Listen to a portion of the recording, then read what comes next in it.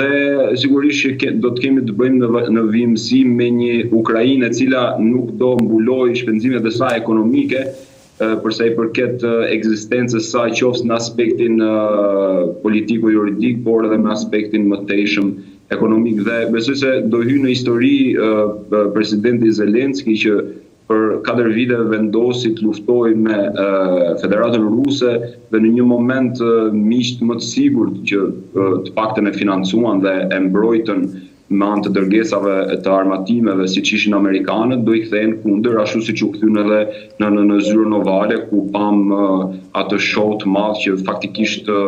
na bonte të ndiheshim në zorë ne që e shikonim nga televizioni dhe jo më ata që ishin pranishëm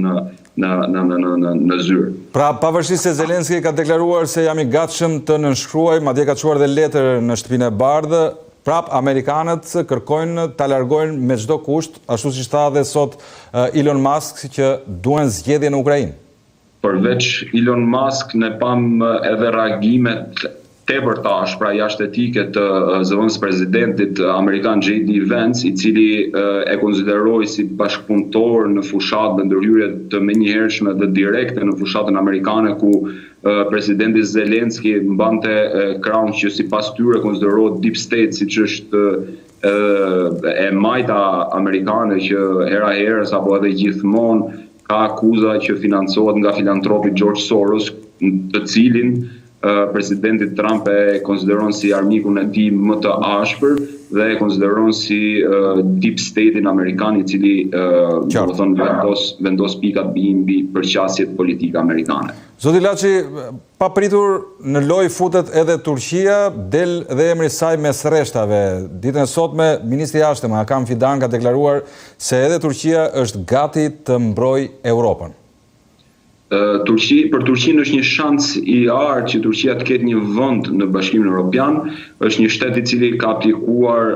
rreth viteve 80% pjesë e Bashkimit Evropian, por duke qenë se Bashkimi Evropian gjithmonë ka patur një lloj ksenofobie përsa i përket një kombi i cili zë një peshë të madhe në botën islame dhe një vend i cili është i shtrirë si në Europë, si në Azi, por ka dhe një fuqi të madhe, një fuqi, një valencë jashtëzakonshme lindjen e mesme, të paktën me atë çka pam në Siri, me përmbysjen e regjimit të Asadit. Tashmë Turqia ka një shans të artë pasi Turqia zotron kapacitetet ushtarake të vendit të dytë të NATO-s, pra pas Shtetit Bashkuar të Amerikës është Republika e Turqisë, e cila gëzon kapacitetet më të mëdha ushtarake në aleancën e Atlantikut të Veriut, dhe për këtë arsye Bashkimi Evropian mund të shfrytëzonte si një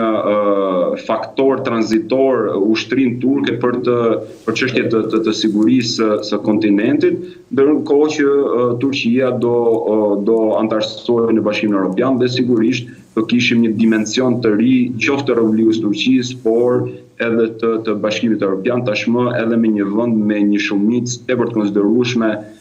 muslimane në këtë Bashkim Evropian që deri para pak kohësh është sjellur si të ishte domethënë perandoria e shenjtë romake, pra është udhëhequr karshi vendeve me shumicë muslimane si një vend i cili është intolerant ndaj kulturave që ata i konsiderojnë ndryshme. Nganjëherë media botërore i shikon me dyshim disa lëvizje të papritura të presidencës amerikane, duke ja vënë fajin, thonjza, edhe këshilltarëve të gabuar të Trump. Siç është rasti sot, ndryshe nga sa ka deklaruar 40 ditë rresht, sot ka pezulluar tarifat me Meksikën dhe Kanadan Donald Trump, të paktën deri në 2 prill, ndërsa ka deklaruar nuk e bëra për tregjet. Si shikoni këtë lëvizje? Shiko, Donald Trump nuk mund të dalë jashtë asaj xhakete si një biznesmeni dhe sigurisht që dërgon ofertën më të lartë për të marrë atë çfarë dëshiron. Nga ana tjetër ka edhe një prirje në gjykimin tim, ne nuk kemi askush që gjykojmë presidentin e Shtetit Bashkuar të Amerikës sepse është shteti më i fuqishëm në botë, por në gjykimin tim është një person i cili apo një politikan që i konsideron popujt si korporata ekonomike. dhe në momentin që po bujkonzëron si korporata ekonomike, atëherë ndodhin këto ngërçe të mëdha, siç ndodhi edhe ngërçet dhe deklaratat e tij në lidhje me Kanadan si shtetin e 51 të Shtetit Bashkuar të Amerikës, në lidhje me Groenlandën si një shtet i cili apo një zonë autonome e Kanadas e cila ndjeset Danimarkës, e cila mund të uzurpohet qoftë edhe me praninë ushtarake të Shtetit Bashkuar të Amerikës. Bëhet fjalë edhe për Meksikën, e cila është vend kufitar me Shtetet Bashkuara të Amerikës, por që nuk disponon një kapacitet të madh për të qenë një rival në zonat ku këto dy shtete operojnë, dhe sigurisht duket sikur në thonjza Kanadaja dhe Meksika nuk e kanë ngrënë presionin, po ta marrin në këtë zhargonin ton, dhe nga ana tjetër presidenti Trump ka bërë hapa mbrapa.